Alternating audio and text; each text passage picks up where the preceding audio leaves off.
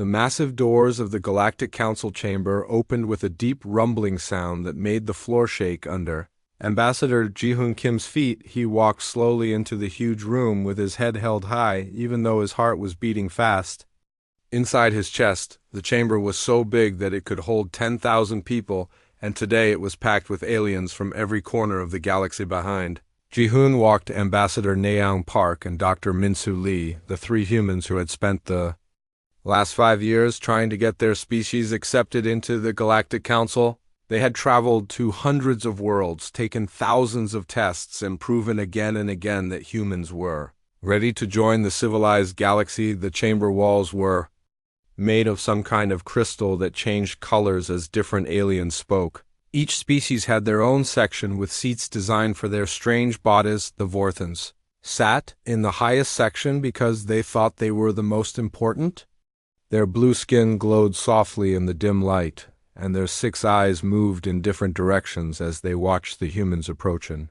The center of the chamber stood a platform where the humans were supposed to make their final presentation. Ji-hoon had practiced his speech 100 times. He knew every word by heart. He believed that today would be the day humans finally got the respect they deserved, but something felt wrong.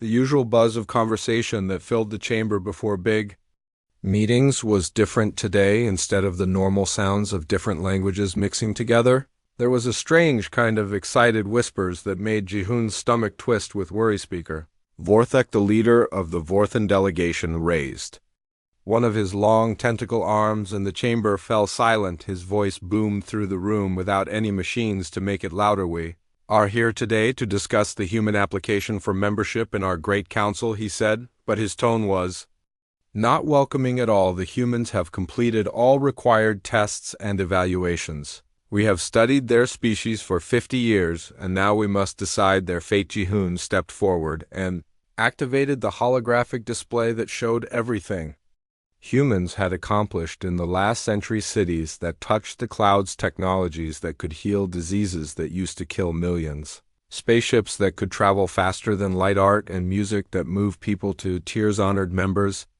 of the council," he began, his voice clear and strong, "humanity comes before you not as beggars, but as equals. We have ended war on our world.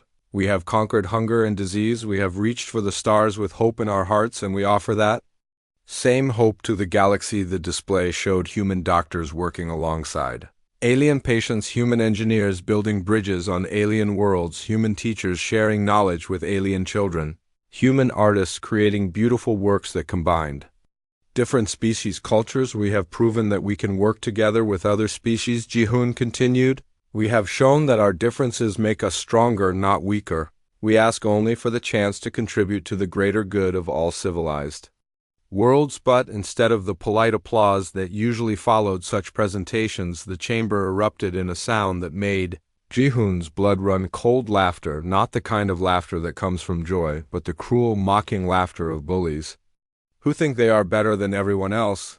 The Kelrani delegate, a creature that looked like a giant praying mantis made of metal, clicked his sharp mandibles together in what passed for laughter among his kind. The Draknari warriors in their heavy armor made deep rumbling sounds that shook the floor. The Altarians, with their perfect pale skin and silver eyes, made gentle tinkling sounds that somehow felt more insulting than the loudest roar. Speaker Vorthak raised his arm again, and the laughter slowly died down, but Ji-hoon could still see the cruel amusement in hundreds of alien eyes. "Humans," he said, drawing out the word like it tasted bad in his mouth. "You call yourselves civilized, but look at your history. Look at the wars you fought over tiny pieces of land. Look at the hatred you showed to your own kind simply because their skin was a different color.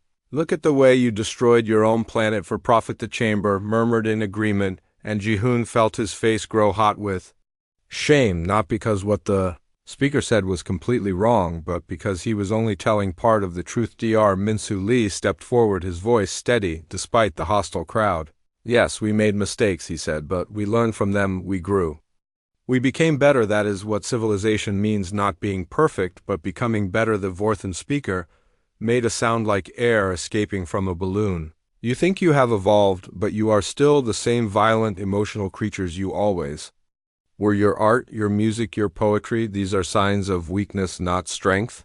A truly advanced species has no need for such childish things. Ambassador Naeong Park could not stay quiet any longer.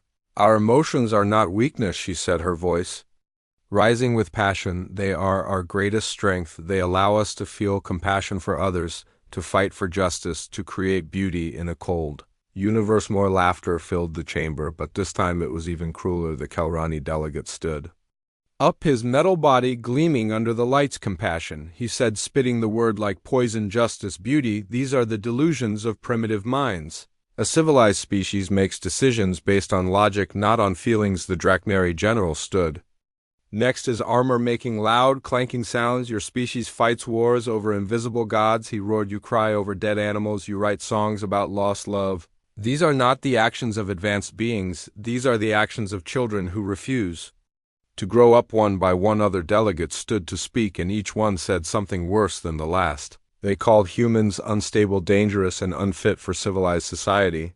They said human emotions made them unpredictable, and that unpredictable species could not be trusted with advanced technology. The Altarian ambassador spoke last, her voice soft but cutting like a knife dipped in ice. Your species has potential, she said, but you are not ready.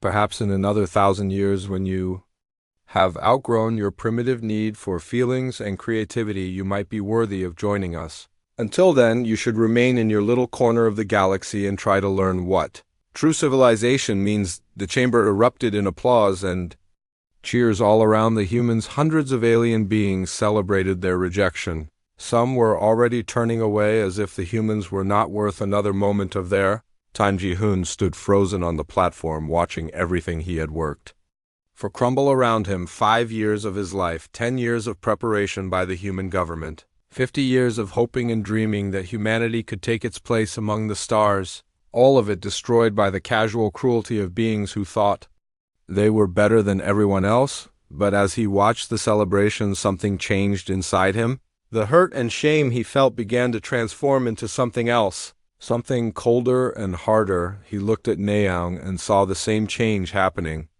in her eyes. He looked at Minsu and saw the same quiet fury building. These aliens thought they were superior because they had given up everything that made life worth living. They had traded their hearts for technology, their souls for logic, their humanity for a cold, empty version of civilization. Speaker Vorthak raised his arm one final time. Perhaps there is hope for your species after all, he said with a patronizing smile. If you can learn to accept your place as a primitive species and stop trying to reach beyond your limitations, you might survive long enough to evolve into something worthy of our attention. Chamber fell silent, waiting for the human response. Ji-hoon looked around at all the alien faces. Some showed disgust, some showed pity, and some showed nothing at all. These beings had judged his entire species and found them wanting, not because humans were actually inferior, but because they were different. For a long moment Ji-hoon said nothing. He just stood there, looking at the creatures who had just destroyed his dreams. Then slowly he spoke, his voice so quiet that the aliens had to strain to hear him. We understand, he said. That was all just 2 words, but somehow those 2 words carried more weight than his entire presentation. The aliens looked confused. Some had expected anger or pleading or desperate arguments. Instead, they got cold acceptance. Yeon turned to his companions and nodded slightly. Naeong and Minsu nodded back. They had all reached the same conclusion at the same time. We will not trouble you again, Ji-hoon said, still speaking quietly. We thank you for your time. The 3 humans walked toward the massive doors. Without another word, their footsteps echoed in the suddenly quiet chamber. Some aliens looked confused by the calm response. They had expected drama or emotion or at least some kind of argument, but the humans gave them nothing, just silence and dignity. As they reached the doors, Ji-hoon heard Speaker Vorthak call out behind them, remember humans, your place in the galaxy is not among the stars, but in the shadows where primitive species belong. Ji-hoon paused for just a moment, but he did not turn around. He simply walked through the doors and out of the chamber. Forever the 3 humans walked down the long corridor that led to their ship. None of them spoke. There was nothing left to say. They had offered their best and been rejected, not for any real failing, but for being human. As they boarded their ship and prepared to leave the station forever, none of them looked back at the chamber where their dreams had died. But all of them carried the memory of that day burned into their minds. The galaxy had made its choice. It had chosen cold Dr. Minsu Lee was working late in his laboratory on the Jupiter Research Station when the encrypted message arrived on his personal communicator. The message was short and simple, but it made his hands shake as he read it. Pack everything we are going home. Minsu had been expecting this message ever since the news from the Galactic Council reached him 3 days ago. He had watched the holographic recording of the rejection ceremony 5 times, and each time it made him feel sick to his stomach. The way those aliens had laughed at everything humans valued most. The way they had dismissed 50 years of cooperation and friendship like it meant nothing around him. The laboratory buzzed with activity. Human and alien scientists worked side by side on experiments that could change the galaxy forever. They were so close to breakthrough discoveries that would help millions of people across dozens of worlds, but now none of that mattered anymore. His research partner, Dr. Zara from the Altarian Science Institute, looked up from her microscope. She had been working with Minsu for 8 years, and they had become close friends. Her silver eyes showed concern as she watched him pack his equipment. Mince, what is happening? She asked, her voice soft and musical like all Altarians. Why are you packing your things? Are you going somewhere? Minsu continued packing without looking at her. He could not bear to see the confusion in her eyes. She had nothing to do with the Council's decision, but she was part of the civilization that had rejected his people. I have to go home, he said quietly. My government has recalled all human personnel from alien territories. But why? She asked, stepping closer. Your research on quantum biology could save millions of lives across the galaxy. We are so close to finding a cure for the Vorthan plague. Minsu finally looked at her and saw genuine pain in her silver eyes. She really did not understand what had happened at the Council. She had been focused on their work and had missed the news that was spreading across the galaxy like wildfire. Ask your leaders, he said as he sealed the last container of research data. Ask them why humans are not worthy of being part of your civilized society. Dr. Zara reached out to touch his arm, but he pulled away gently. He could not afford to let his emotions take control now. There would be time for grief later when he was safely back among his own people. Minsu, please, she said, her voice breaking. We are friends. We are partners. Our work together has been the best years of my career. I know, he said, and his voice was barely a whisper. But friendship is not enough anymore. Your people have made their choice. Now, we must make ours. Across the galaxy, the same scene was playing out on thousands of worlds and space stations. Human diplomats were closing their offices and saying goodbye to alien colleagues they had worked with for decades. Human traders were canceling contracts and pulling out of business deals that had taken years to negotiate. Human scientists were packing up research that could have changed the universe. On the mining world of Kepler Prime, Captain Haijin Song was overseeing the evacuation of the human technical staff. The mining operation depended on human engineering expertise to keep the quantum extractors running properly.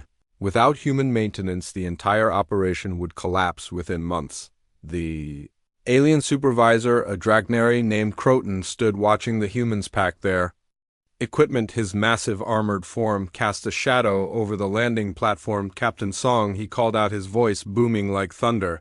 You cannot leave now. We have contracts, we have agreements. Your people signed binding documents. Yijin turned to face him, her expression calm but cold. Those contracts were signed between equals, she said, but your council has made it clear that humans are not considered equals. We are just primitive beings. Who should know our place? Croton shifted nervously, his armor clanking. You must understand that the council speaks for governments, not for individuals. Many of us here respect human contributions. We value your friendship. Haijin almost smiled, but there was no warmth in it. Individual respect is not enough, she said. When your civilization calls us unfit for membership, it calls all of us unfit. That includes the humans who have worked beside you for 20 years. The mining platform shook as the last human transport ship lifted off, carrying engineers and technicians who had spent their entire careers working on alien worlds. They left behind machinery that would fail within weeks and mining operations that would collapse without human innovation. On the diplomatic world of Nexus Station, Ambassador Jun Hohan was closing the human embassy. The building had been humanity's voice in the galaxy for 30 years, but now it stood empty except for the packing crates and the echoes of better times. His assistant counselor, Somi Park, was shredding documents and wiping computer files. They had been ordered to leave nothing behind that might help the aliens understand how human diplomacy really worked. Ambassador, she said, looking up from her work, what about the peace treaty between the Corvani and the Vorthans? We spent 5 years negotiating that agreement. If we leave now, it might collapse. Junot sealed another crate of diplomatic records. The Corvani only agreed to peace because they trusted human mediators, he said. If the galaxy thinks we are too primitive to join their council, then they must think we are too primitive to keep their Pachasomi. Looked shocked. But millions of people could die if that war starts again. Junot met her eyes, and she saw the pain. He was trying to hide the council. Should have thought of that before they rejected us, he said.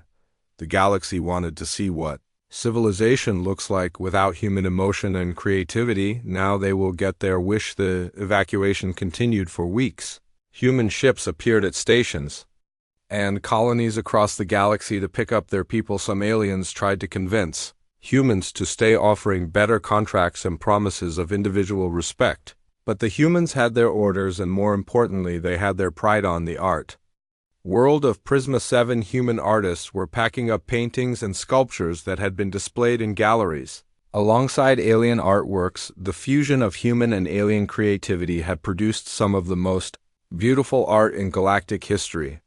But now it was being torn apart. Artist Taeyoung Kim was carefully wrapping a sculpture he had created with his Kelrani partner Zix. The piece represented the harmony between species working together to create something beautiful. Now it felt like a cruel joke. Taeyoung Zix said, his metallic voice filled with sadness. Why must you leave? Our art speaks to beings across the galaxy. It brings joy and beauty to a universe that often has too little of both. Taeyoung continued wrapping the sculpture. Without looking at his partner, the council called our creativity a sign of primitive minds, he said. They said our art is childish and our emotions are weaknesses. If that is what they believe, then they do not deserve to have our art in their galleries. But our partnership has created masterpieces that will be remembered for centuries. Zix pleaded. Taeyoung finally looked at him, and Zix saw tears in the human's eyes. Yes, it has, he said, but partnerships require mutual respect. Your people have made it clear that they do not respect mine. The human ships filled with people who had spent their adult lives working with aliens returned to Earth carrying more than just evacuated personnel. They carried the broken dreams of a species that had believed in cooperation and mutual understanding. They carried the bitter knowledge that 50 years of friendship and collaboration meant nothing when politics and prejudice took control on Earth. President Sun Hee Lim stood in the command center watching. The reports come in from across the galaxy every day brought news of more humans coming home and more alien institutions beginning to realize what they had lost. Her Chief of Staff Advisor Yuna Choi approached with the latest evacuation reports.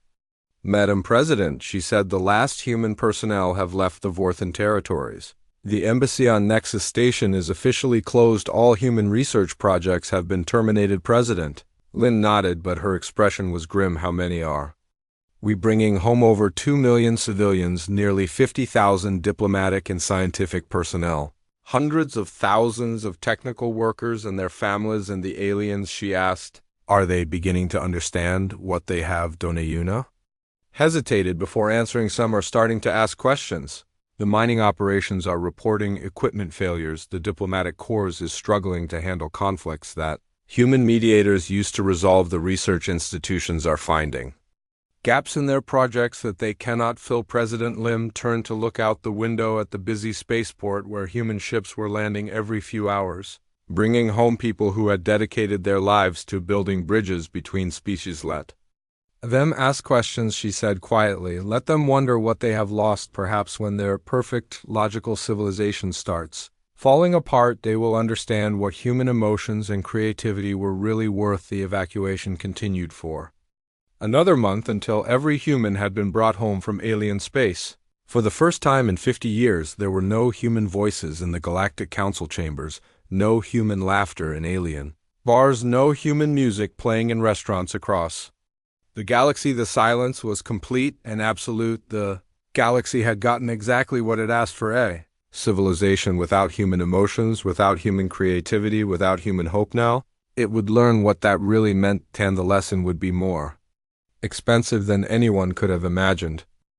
3 months after the last human ship disappeared from alien space, the first signs of trouble began to appear. The problem started small, like tiny cracks in a dam, but they spread quickly across the galaxy in ways that no one had expected. The crisis hit the Centauri Mining Consortium. First Director Zephan of the Altarian Mining Division stood in the control room watching red warning lights flash across dozens of screens. The quantum extractors that had been pulling rare minerals from the planet's core were failing one by one. The human modifications to our systems are breaking down, he told his engineering team. We cannot figure out how to repair them. The efficiency is dropping by 20% every day. Chief Engineer Vex scratched his silver head with confusion. But surely our superior technology can solve what primitive humans created. We are more advanced than they are in every way. Zephan had been thinking the same thing for weeks, but the evidence was overwhelming. The human engineers had not just followed standard procedures. When they upgraded the mining equipment, they had added something else. Something that alien logic could not understand or replicate. Look at these modifications, he said, pointing to a holographic display of the quantum extractor. The mathematical principles are sound, but there are additions that make no sense. According to our engineering databases, the modifications looked random at first glance. Human engineers had added small components. In places where they served no logical purpose, they had adjusted power flows in ways that violated standard efficiency protocols. They had connected systems that should have been kept separate, yet somehow these illogical modifications made everything work better. The quantum extractors with human modifications pulled 30% more minerals while using 20% less energy. The waste heat was reduced by half and the equipment lasted twice as long, but now without humans to maintain the modifications. The systems were falling apart. The alien engineers could repair the standard components, but the human additions were like puzzles, written in a language they could not read. We must contact the human technical division immediately, Vex said. Zephan shook his head slowly. The humans are gone. Remember, they were declared unfit for civilized society. We cannot ask for their help now, but the mining output is critical to 17 different worlds if we cannot maintain production. Millions of people will suffer then. We must find another way, Zephan said, but his voice lacked confidence. Meanwhile, on the frontier worlds, another crisis was brewing. The Corvani rebellion had been quiet for 15 years thanks to a complex network of negotiations and cultural exchanges that human diplomats had carefully built over decades. Ambassador Drac of the Corvani Independence movement had respected the human mediators because they understood something that other species did not. They understood that wars were not just about territory or resources, but about feelings and pride and the need to be heard.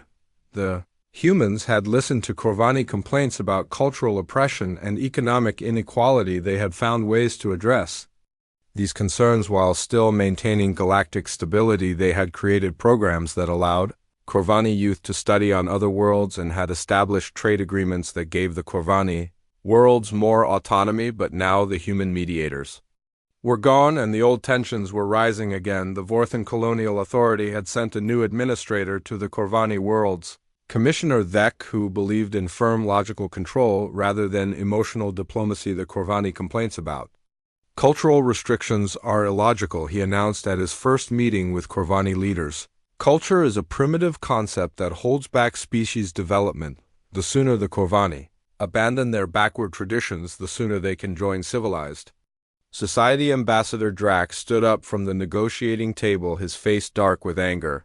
The humans understood that our culture is not backward but different. They found ways to honor our traditions while still maintaining peace. Commissioner Thek made a dismissive gesture. The humans were emotional and unpredictable. Their methods were unscientific. Now we will use logical approaches to solve these problems. But logic without understanding is just another form of oppression, Drac replied within days. The careful balance that human diplomats had maintained for years began to collapse. Corvani protesters filled the streets of 3 major cities.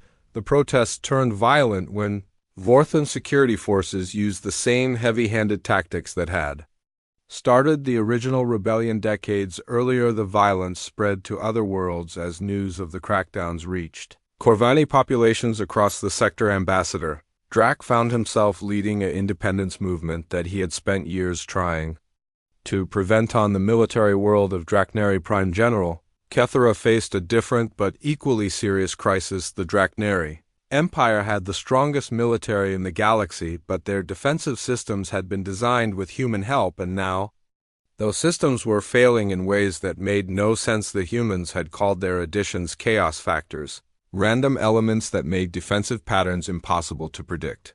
Enemy forces could not develop counter-strategies because the defensive systems never behaved the same way. Twice General Kethera had laughed at the human term chaos factors when they first proposed it. Chaos is the opposite of good military planning, she had said, but the human military advisor Colonel Ji-hoon Park had smiled and said sometimes the best plan is to have no plan at all. The chaos factors had worked perfectly. Enemy fleets had attacked Draknari positions only to find that the defensive systems responded in completely unexpected ways. Weapons fired from positions that should have been empty. Ships appeared where scanners showed empty space. Supply lines stretched in directions that made no tactical sense, but the chaos factors had driven enemy commanders insane with frustration. They could not predict what the Draknari would do next because the Draknari themselves did not know what they would do next. Now, the human advisors were gone and the chaos factors were becoming actual chaos. The defensive systems were making random moves that helped no one. Weapons were firing at empty space. Supply lines were extending into dangerous areas for no reason. We must disable the human modifications immediately. General Kethera ordered her staff, but sir, came the reply from her chief tactical officer, the chaos factors are integrated into every system. We cannot remove them without rebuilding our entire defensive network. Then, rebuild it, she snapped. The rebuilding process began, but it quickly became clear that the human modifications were more complex than anyone had realized. The chaos factors were not random at all. They were based on something the humans called intuition, a form of pattern recognition that alien minds could not duplicate without the intuition behind the chaos factors. The modifications were indeed just chaos. The Draknari military found itself with defensive systems that were completely unpredictable even to themselves. Across the galaxy, similar problems were emerging. The Kelrani discovered that their cultural programs were failing without human artistic input. The music that had been enhanced by human creativity now sounded flat and uninspiring. The art installations that had incorporated human design elements were being removed from galleries, leaving them looking sterile and empty. The Altarian research institutes found gaps in their projects that they could not fill. Human scientists had contributed more than just data and analysis. They had contributed ways of thinking that led to breakthrough discoveries. Now, without human intuition and creativity, the research was moving forward at half the speed. Even the Vorthan trade networks were struggling. The logistics systems that human engineers had designed were failing because they had been based on something aliens could not understand. Human ability to see patterns and connections that logic alone could not find. The Speaker of the Galactic Council received reports from across the galaxy. Every day brought news of new problems that could be traced back to the absence of human contributions. How could this be happening? He asked his advisors. We are the most advanced species in the galaxy. We should be able to solve any problem that primitive humans could solve. His chief advisor, a brilliant Vorthan scientist named Dr. Kohler, studied the reports with growing concern. The evidence suggests that human contributions to our civilization were much more significant than we realized, he said. Their emotional and creative approaches to problem-solving were not primitive, but advanced in ways we did not understand. The speaker made a sound of disgust. Emotions and creativity are signs of an underdeveloped mind. How could they be advanced? Dr. Kohler hesitated before answering. Because they work, he said simply. The humans solved problems that we could not solve. They saw connections that we could not see. They created solutions that we could not create. The speaker stared at the reports spread across his desk. Each one told the same story. Systems failing, research stalled, military defenses in chaos, diplomatic agreements collapsing, cultural programs dying, and in every case, the problems had started exactly 3 months ago, when the last human left alien space for the first time. Since the rejection ceremony, the speaker began to wonder if the council had made a terrible mistake, but pride is a powerful force, even stronger than logic. The speaker gathered up the reports and locked them in a secure file. We will find solutions, He announced to his advisors, "We do not need human help, we are a superior civilization and we will prove it," but deep down in a part of his mind that he did not want to acknowledge, the speaker knew the 6 months after the human evacuation, the galaxy was drowning in problems that grew worse every day. Captain Yuna Cho stood on the bridge of the human exploration vessel New Horizon, watching 3 different alien fleets approach her ship through the void of space. The aliens had been trying to contact human vessels for weeks, now begging for help with crises that were spreading across their territories, but the orders from Earth were clear. No contact, no assistance, no exceptions, Captain. The communications officer, Lieutenant Taeyoung Kim, reported the Altarian science vessel is requesting permission to board. They say their colonies are dying and they need human expertise to save them. Yuna stared at the sleek Altarian ship on her viewscreen. She had worked with Altarian scientists for 10 years before the evacuation. Good people who had dedicated their lives to helping others across the galaxy. But orders were orders, and the wound of rejection was still fresh. "Tell them we are not available for consultation," she said quietly. "But Captain, their ecological systems are failing. The biobalancers that we helped design are breaking down. Without maintenance, entire worlds could become uninhabitable." Yuna closed her eyes and took a deep breath. She could almost see the Altarian colony's slow environmental collapse as the delicate balance between different species of plants and animals fell apart. Human bioengineers had not just installed the systems, they had created living networks that adapted and grew over time. "Our people were called unfit for civilized society," she said, opening her eyes. "We are simply honoring that judgment back on Earth." President Senhee Lim sat in the Situation Room reading reports that grew more disturbing each day. The galaxy was experiencing a cascade failure as system after system broke down without human maintenance and expertise. Her chief advisor Yuna Choi entered with the latest intelligence briefing. "Madam President, the situation is deteriorating faster than our projections indicated. The Corvani rebellion has spread to 8 star systems now. The Vorthan Colonial Authority has lost control of 3 entire sectors." President Lim studied the holographic display showing the spreading chaos across the galaxy. Red zones marked areas of active conflict. Yellow zones showed systems experiencing critical failures. Orange zones indicated regions where basic services were breaking down. "What about casualties?" she asked. "The estimated death toll has reached 50,000 and climbing. The mining disasters alone have killed thousands when safety systems failed. The ecological collapses are forcing mass evacuations from 12 colony worlds." President Lim felt a weight in her chest that had nothing to do with the artificial gravity. She had authorized the evacuation to preserve human dignity, but she had not expected the consequences to be so severe. "Have any of the council members requested direct assistance?" Yuna hesitated before answering. "The Vorthan speaker has sent 17 formal requests for technical consultation. The Altarian Science Institute has offered to declare humans an honored species in exchange for help with their research programs. The Draknari military has even offered a formal alliance hand. Our response: we maintain our silence as ordered. The humans have left alien space, and we will not return until the fundamental relationship changes." But the real crisis was happening in ways that no one had anticipated. The galaxy was discovering that human contributions went far beyond technology and diplomacy. Human influence had seeped into every aspect of alien culture in ways that had been invisible until it was gone on the entertainment world of Spectral Prime. The famous Kaleidoscope concert hall sat empty for the first time in 30 years. The hall had been built to showcase the fusion of human and alien musical traditions, creating symphonies that touched the souls of beings across the galaxy. Director Quinn of the Spectral Arts Foundation stared at the empty seats where audiences used to gather every night. The musicians were still there, the instruments still worked perfectly, but something essential was missing: the music.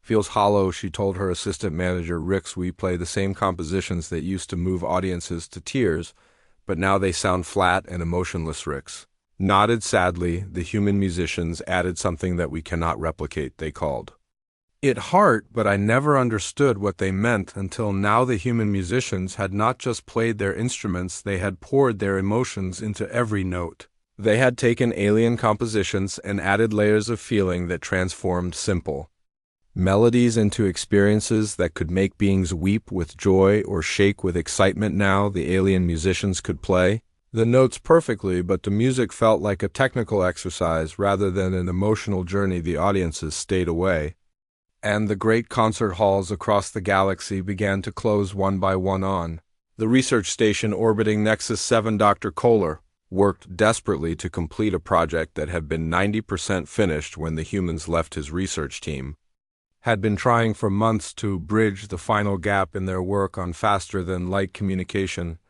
"The mathematics are perfect," he told his team. "The technology is sound by every measure, but something is missing." His assistant Dr. Yara looked at the equations covering the walls of their laboratory. "We have checked every calculation 100 times. There are no errors in our logic, but logic is not enough." Dr. Kohler said with frustration, "The human researchers on this project had a way of seeing connections that we cannot see. They would look at the same data and suddenly understand relationships that our computers cannot find." The human scientists had called it intuition, but Dr. Kohler was beginning to understand that intuition was actually a form of advanced pattern recognition that worked faster than logical analysis. Humans could look at complex problems and immediately see solutions that took alien computers days to calculate. Without human intuition, the research was moving at a crawl. Projects that should have taken months were taking years. Breakthrough discoveries that had seemed just within reach were now impossibly far away. The crisis was spreading to unexpected places. The Kalrani discovered that their military academies were producing officers who could not adapt to changing battlefield conditions. The human tactical instructors had taught something they called flexible thinking, the ability to change plans instantly when circumstances changed. Alien military training focused on following predetermined strategies with perfect execution. But human instructors had taught their students to think creatively, under pressure, to see opportunities that did not exist in the textbooks, to win battles through innovation rather than just superior firepower. Without human tactical thinking, the alien militaries were becoming rigid and predictable. Enemy forces were beginning to exploit their inability to adapt, leading to defeats that should have been impossible. Economic systems were failing too. The trade networks that human economists had designed were collapsing because they had been based on understanding of psychology and behavior that went beyond simple supply and demand. Human economists had studied how different species made decisions about buying and selling. They had created market systems that accounted for emotional factors, cultural preferences, and social influences that pure logic could not predict. Now the markets were becoming unstable, as traders and businesses struggled to understand consumer behavior without human insights. Economic crashes were happening on worlds that had been prosperous for decades. The most devastating failure was happening in the diplomatic corps. The careful network of treaties and agreements that had maintained galactic peace for 50 years was falling apart without human mediators. The humans had understood that diplomacy was not just about negotiating terms, but about understanding the emotional and cultural needs of different species. They had found ways to help alien governments save face while making necessary compromises. They had created agreements that satisfied not just logical requirements but also psychological needs. Without human diplomacy, the galaxy was reverting to older patterns of conflict and competition. Species that had been allies for decades were becoming suspicious of each other. Regional disputes that had been settled were flaring up again. The Galactic Council found itself dealing with crisis after crisis as the diplomatic systems that had seemed so stable began to collapse. The council members, who had rejected humans for being too emotional, were discovering that emotion was actually the foundation of successful diplomacy. But the worst crisis was one that no one had expected. The galaxy was becoming a colder, less hopeful place. Without human influence, human optimism and creativity had infected alien cultures in subtle ways, inspiring art and music and literature that had made life richer for billions of beings. Now that inspiration was gone, the alien species were discovering that their advanced logical civilizations were perfectly efficient, but somehow empty without the spark of human creativity and hope. Cultural programs were failing across the galaxy. Art schools were closing. Museums were removing exhibits that had been created through human-alien collaboration. Literature was becoming more technical and less emotionally engaging. The Galaxy was getting exactly what it had asked for, a civilization based purely on logic and efficiency without the messy complications of emotion and creativity. But that civilization was discovering that logic alone was not enough to hold a society together. Without hope and beauty and the emotional connections that made life worth living, the galaxy was slowly dying from the inside out, and still the humans maintained their silence. 1 year after the human evacuation, the Galactic Council convened an emergency session for the third time that month. The great chamber that had once echoed with confident speeches and casual arrogance now felt hollow, and desperate Speaker Vorthak, who had replaced the previous speaker after his homeworld, fell into chaos, called for order with a voice that shook despite his attempts to sound authoritative. The evidence is overwhelming. He began looking around at the half-empty chamber. Many council members were dealing with crises on their own worlds and could not attend. We must face the truth about what has happened to our civilization.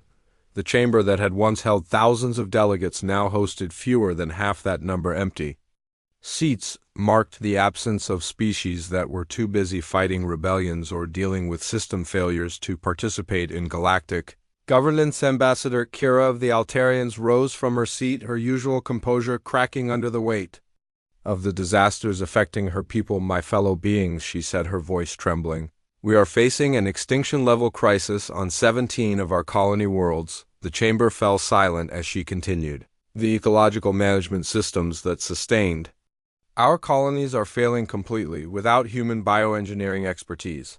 12 worlds have already been evacuated. The remaining colonies have perhaps 6 months before they become uninhabitable. She activated a holographic display showing the slow death of Altarian worlds. Forests were turning brown and dying as the balance between different species collapsed. Ocean ecosystems were crashing as the careful networks of marine life fell apart. Cities were being abandoned as the air itself became toxic. We thought we understood the science behind these systems, Ambassador Kira said, but the humans added something we called intuition. They could see patterns in living systems that our computers cannot detect. They could predict how changes would ripple through entire ecosystems in ways that our models cannot calculate. General Croton of the Draknari Empire stood next, his massive armored form seeming smaller than usual. Our military situation is catastrophic, he announced. The defensive systems that protected our empire for 20 years are now working against us. The holographic display changed to show battle formations that made no sense, ships firing at empty space, supply lines extending into enemy territory, defense platforms moving randomly across battlefields. The chaos factors that human military advisors built into our systems were not random at all, he continued. They were based on something humans called tactical intuition, the ability to read a battle situation and respond in ways that surprised the enemy. But without human understanding, the chaos factors have become actual chaos. Our own defensive systems are as dangerous to us as they are to our enemies. We have lost control of 3 entire star systems because our defenses attacked our own ships. The Kelrani delegate clicked his mandibles nervously as he stood to address the chamber. Our cultural institutions are collapsing, he said. The fusion of human and Kelrani art forms created a renaissance that lasted 30 years. Our greatest museums, our most celebrated concert halls, our most prestigious academies all depended on human creative influence. The display showed empty galleries and silent performance spaces that had once been filled with the joy of artistic expression, combining different species, traditions. Without human creativity, our art has become sterile and technical. Our music follows mathematical formulas but lacks soul. Our literature is logical but emotionally empty. An entire generation of young Kelrani are growing up without exposure to the beauty and hope that human-influenced art provided. One by one, the species rose to confess their failures. The Vorthan trade networks were collapsing without human economic intuition. The Altarian research programs were stalled without human creative problem-solving. The Draknari military academies were producing officers who could not adapt to changing situations. But the most shocking revelation came from Dr. Zindari of the Vorthan Science Institute. His analysis of human contributions to galactic civilization had taken months to complete, and the results were devastating. We have completed our comprehensive study of human influence on our society, he announced, his voice shaking with emotion. In 50 years of collaboration, humans were responsible for 67% of all major innovations in our civilization. The chamber erupted in gasps and murmurs of disbelief. The number seemed impossible, not because they were more intelligent than us, Dr. Zandari continued, but because they thought differently. They saw connections we could not see. They solved problems we could not solve. They created solutions that violated our logical principles, but somehow worked better than anything we designed. The holographic display showed chart after chart of human contributions to galactic civilization. Every major breakthrough in medicine had human input. Every significant advance in technology had been enhanced by human creativity. Every successful diplomatic solution had been mediated by human understanding.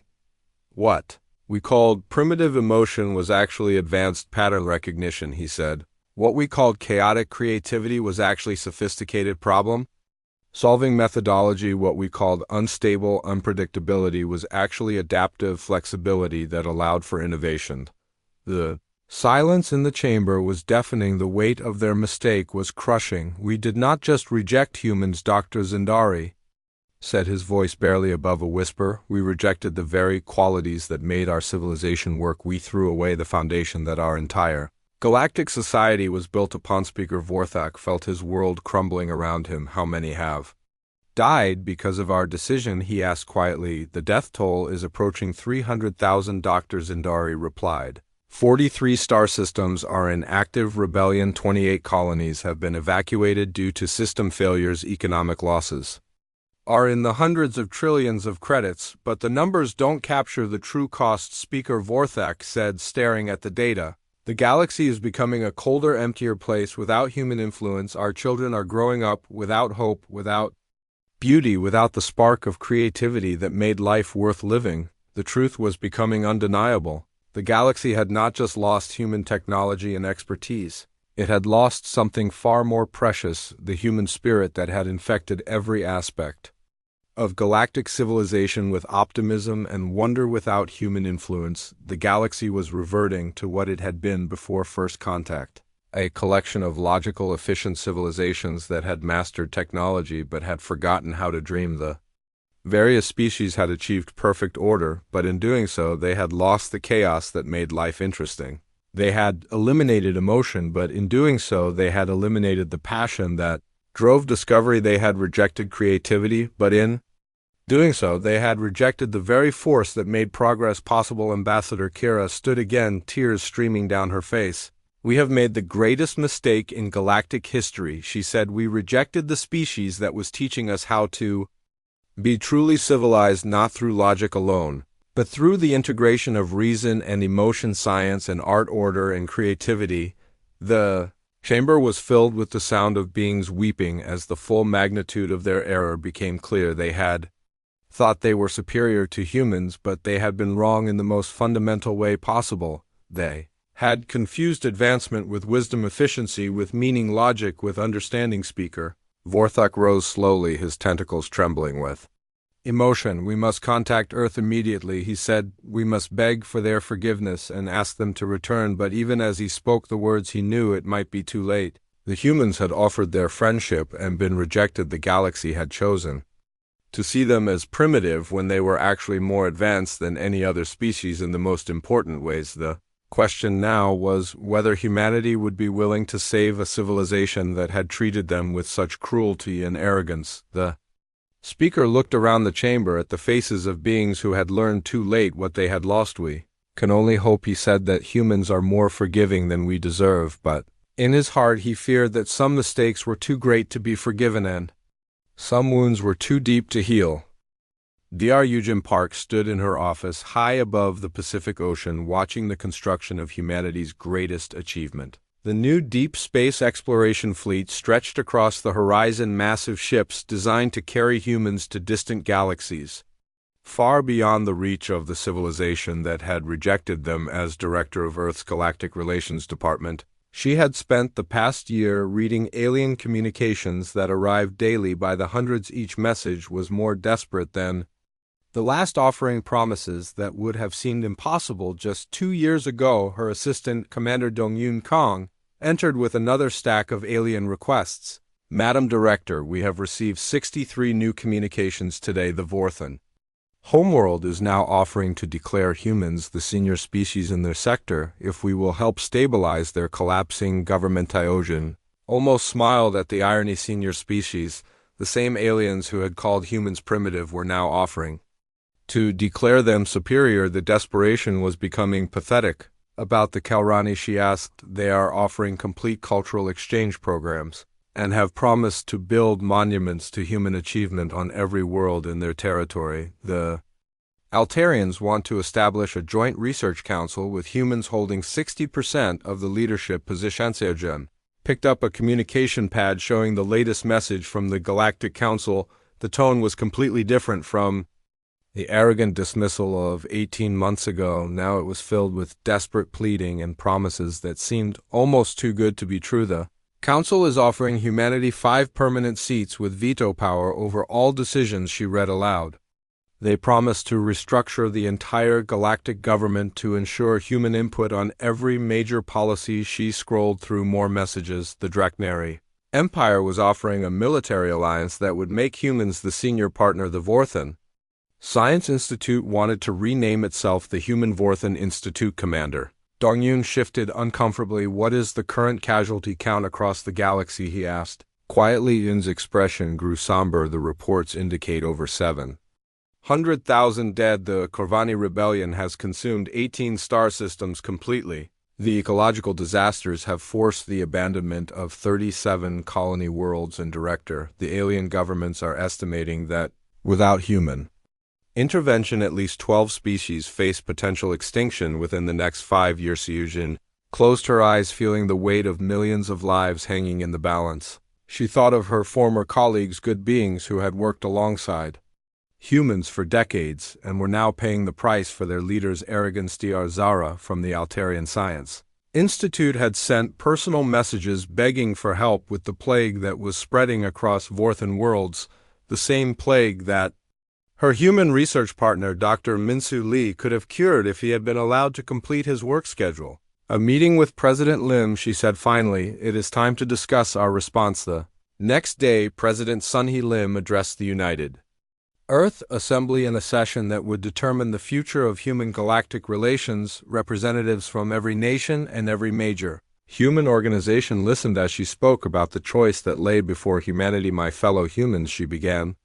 We stand at a crossroads that will define our species for generations to come. We have received over 3,000 requests for aid from the same civilizations that rejected us as unfit for their society. She paused, looking out at the faces of humanity's leaders assembled in the Great Hall. The irony is overwhelming. The species that called us primitive now beg for our primitive solutions. The beings who mocked our emotions now desperately need our emotional intelligence. The civilizations that dismissed our creativity now cannot survive without our creative problem solving. President Lim activated a holographic display showing the scope of the galactic crisis. Red zones marked areas where complete societal collapse was occurring. Yellow zones showed regions experiencing critical system failures. Orange zones indicated areas where basic services were breaking down. The galaxy is learning what we have always known, she continued. Civilization is not built on cold logic alone. It requires the very qualities they called primitive: compassion, creativity, hope, and the courage to care about others even when it is difficult. But we must ask ourselves what kind of species we truly are. Do we let millions die because of the arrogance of their leaders? Do we abandon friends who never supported the Council's decision? Do we turn our backs on beings who are suffering even if their governments treated us badly? She looked directly into the cameras that were broadcasting her speech across the globe and to the human colonies throughout the solar system. Some will say we should make them suffer for what they did to us. Some will argue that they must learn the full cost of their mistake before we help them, but that path leads only to more death and more suffering. The chamber was silent as President Lim continued, her voice growing stronger. The galaxy has learned that emotions are not weakness but strength, that creativity is not primitive but advanced, that the courage To hope and dream and care is not childish, but the very foundation of true civilization. She gestured to the display showing the construction of the deep space fleet. We could use these ships to leave this galaxy forever. We could find new worlds. Far from the species that rejected us, we could build our own civilization free from the prejudice and arrogance we faced here. The temptation was real. Many humans wanted exactly that, to leave behind the pain of rejection and start fresh in a place where humanity would never again be called primitive or unfit. But President Lim shook her head slowly. That is not who we are, she said. We are the species that reaches out even when others push us away. We are the beings who offer hope even in the darkest times. We are humans, and being human means caring about others even when they do not deserve our care. The vote was scheduled for the following day, but President Lim already knew the outcome. Humanity had spent 50 years trying to prove they deserved a place in galactic civilization. Now they had the chance to prove something far more important. They had the chance to prove that they were better than those who had rejected them when the human fleet finally returned to alien space. 6 months later, they were greeted not with mockery but with desperate relief. The great ships that had been designed for exploration were now loaded with medical supplies, ecological restoration equipment, and most importantly, human experts who could repair the systems that were failing across the galaxy. Ambassador Ji-hoon Kim once again stood before the Galactic Council, but this time the chamber was very different. Many seats were empty as species dealt with ongoing crises on their homeworlds. Those who remained looked at the human delegation with a mixture of gratitude, shame, and desperate hope. The new speaker, Kethra of the Altarians, rose to address the chamber, her voice humble in a way that would have been impossible 2 years earlier. We have learned, she said, that wisdom cannot be measured by technology alone. We have learned that advancement is not about eliminating emotion, but about integrating feeling with thought. We have learned that the heart of civilization lies not in cold logic, but in the courage to care, to create, and to hope. Ji-hoon nodded slowly, looking around at the aliens who had once laughed at human values. Then let us begin again, he said, but this time as true partners who recognize that our differences make us stronger, not weaker. The rebuilding process took years. Human engineers worked alongside alien technicians to repair the systems that had failed. Human diplomats helped negotiate peace agreements that addressed not just territorial disputes, but the emotional and cultural needs that had driven conflicts. Human artists collaborated with alien creators to bring beauty and hope back to worlds that had grown cold and sterile. The galaxy slowly healed, but it was forever changed. The rigid hierarchies that had once defined galactic civilization were replaced by more flexible partnerships. Species that had once competed for dominance learned to cooperate and share. Most importantly, the galaxy learned to value the qualities it had once dismissed. Human emotion was recognized as a form of advanced intelligence. Human creativity was seen as a sophisticated problem-solving methodology. Human hope was understood as the foundation that made progress possible. The new galactic constitution included principles that would have been unthinkable before the crisis: the right to emotional expression, the importance of creative diversity, the value of cultural traditions, the necessity of hope and beauty in civilized society. But perhaps the most important change was harder to measure. The galaxy had learned humility. The species that had once considered themselves superior had discovered that advancement meant more than technological achievement. It meant wisdom, compassion, and the ability to recognize value in others even when they were different. Years later, when alien children learned about the Great Crisis in their history classes, they would study it as the moment when galactic civilization truly began, not when the first species achieved faster than light travel or when the council was first established, but when the galaxy learned that being truly civilized meant embracing both logic and emotion, both order and creativity, both efficiency and beauty. The humans had walked away in silence, and the galaxy had paid a terrible price for their absence.